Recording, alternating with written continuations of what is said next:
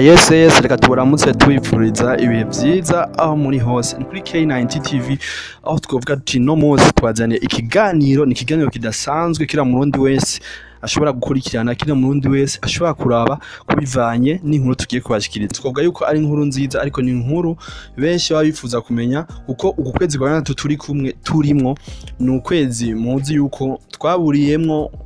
Twavuga yuko umukuru wacu w'igihugu Pierre Nkurunziza twavuga yuko ari umwe mu bakuru b'igihugu twavuga Uburundi bwagize, bashoboye gutwara imyaka myinshi kandi mu myaka yiwe bashoboye kwitwara neza, bashoboye kuzana amahoro mu gihugu, bashoboye kuzana iterambere mu gihugu, bashoboye gufasha abantu batandukanye kugira igihugu kibandanye kiri mu mutekano kandi abarundi babandanya babaho neza mu mutekano ntangere.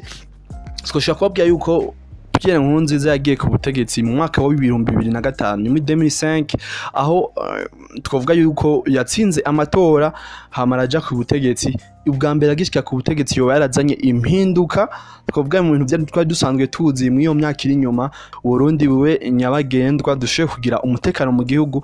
Cyo ni ikintu ciza kandi yakoze, yarashoboye kugishikako. Arongera aravuga yuko abana badakwije imyaka 5 bo kwifuza ku buntu, abavyeyi bibaruka ku buntu. Yongera avuga yuko abanyeshuri bari mu mashuri y'intango nabone bashoboye kwiga ku buntu.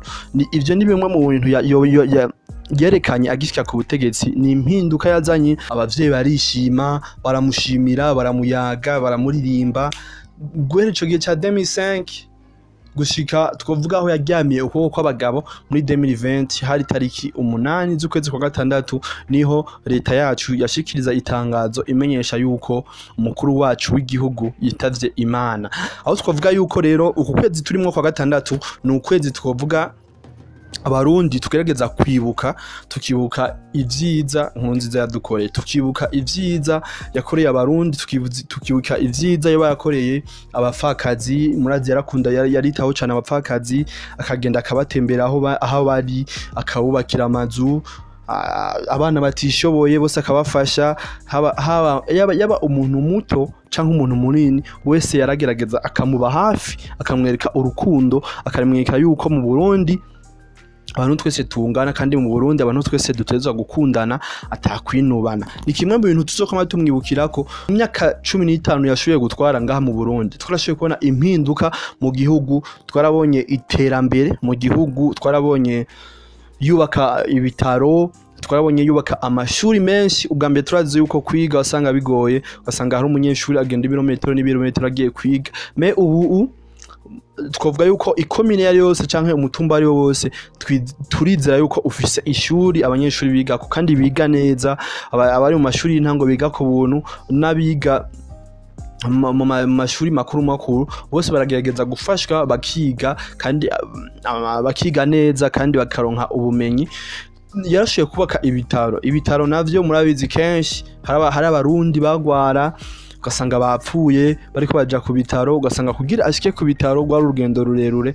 Umukuru w'igihugu cacu yaragerageje aravuga ati twubake ibitaro ahantu hose hatandukanye. Twarashoboye kubona ibitaro ahantu henshi mu Burundi, twarashoboye kubona ibitaro ku mitumba itandukanye mu makomine menshi. Abavyeyi bamushimira, bamwe baragerageza bakamugabira n'inka, benshi murashoboye kubibona. Yarashoboye kuba yitaho ibintu bijanye na sport, twarashoboye kubona yubaka amastade menshi, twarashoboye kubona yubaka ibibuga bitandukanye.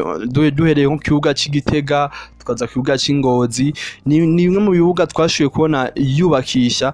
Tukaja Igitega, Muramvya, mu Cibitoke, mu ntara nyinshi yarashoboye kubaka ibibuga vya football turumva ibibuga international bifise tere nziza kugira abarundi babandanye berekana tara zabo mu bijanye no kwinonora imitsi. Iki naco twoshaka kuvuga cyane ho ngaha mu gisagara cyacu ca Bujumbura. Ku ntwaro yiwe twarashoboye kubona igisagara caguka, twarabonye amakartier mashasha avuka, twarabonye Carama, twarabonye za Gasekebuye na makartier ameze neza, turabona za Munyabugete na makartier ameze neza. Igisagara kiraguka cyane.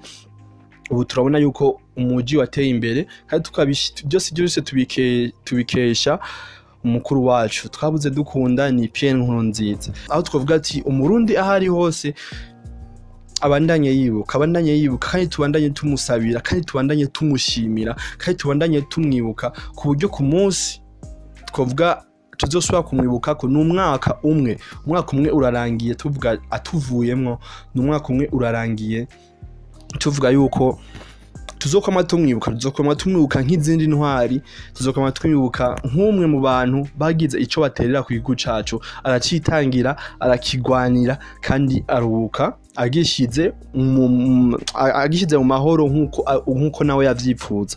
Tubandanye tubashimira mu madukurikiranye, twovuga vyinshi, yakoze vyinshi, hari ibyo twashoboye kuvuga, hari ibyo tutashoboye kuba twibuka.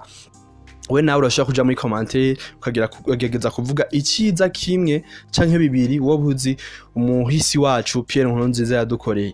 Rero uwo munsi nkuko mubizi ni itariki 8 z'ukwa gatandatu 2020 niho yaryamiye ukuboko kw'abagabo. Ubu naho turi itariki 8 nyene z'ukwezi kwa gatandatu, aho twavuga yuko ari umwaka umwe urangiye atuvuyemwo. Turabandanya tumwibuka, turabandanya tuvuga yuko ari intwari. Tubandanye tubashimire mu dukurikirana. Wowe uza kubandanya urabona ikiganiro, uze kwibuka ugire subscribe, uce usangiza n'abandi ikiganiro kugira abandi babandanye bamenya amateka y'uwahoze ari umukuru w'igihugu cacu twabuze dukunda. Bye bye.